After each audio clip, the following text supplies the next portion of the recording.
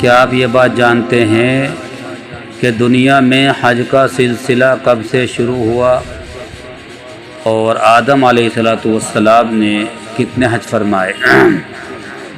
تفسیری روایات کے اعتبار سے یہ بات معلوم ہوتی ہے کہ حج کا سلسلہ انسانوں میں حضرت آدم علیہ السلام سے شروع ہوا اور حضرت آدم علیہ السلام نے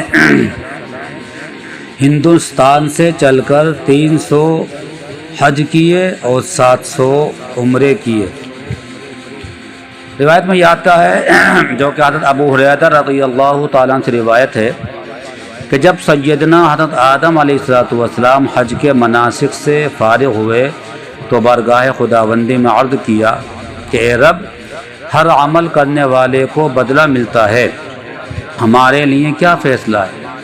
تو اللہ تعالیٰ نے فرمایا، اے آدم، میں نے تمہاری بخشش کر دی اور تمہاری اولادوں میں جو میرے گھر کے پاس آ کر اپنے گناہوں سے توبہ کرے گا میں اسے بھی بخش دوں گا۔ اور ایک روایت میں ہے کہ جب حضرت آدم علیہ السلام حج فرما چکے تو فرشتوں نے آپ سے ملاقات کر کے فرمایا کہ آپ کو حج مبارک ہو، ہم اس عبادت کو آپ سے پہلے 2000 سال سے کرتے آئے ہیں۔ تو اس سے بات معلوم ہوتی ہے کہ آدم علیہ السلام سے 2000 سال پہلے سے فرشتے بھی حج کیا کرتے تھے۔ آدم علیہ السلام نے پوچھا کہ تم لوگ طواف کرتے ہوئے کیا پڑھتے تھے؟ تو فرشتوں نے جواب دیا کہ ہم یہ کلمہ پڑھتے تھے، سبحان اللہ والحمد للہ ولا الہ الا اللہ واللہ اکبر۔ چنانچہ پھر حضرت آدم علیہ السلام نے بھی طواف میں اس کلمے کو خوب زیادہ پڑھا۔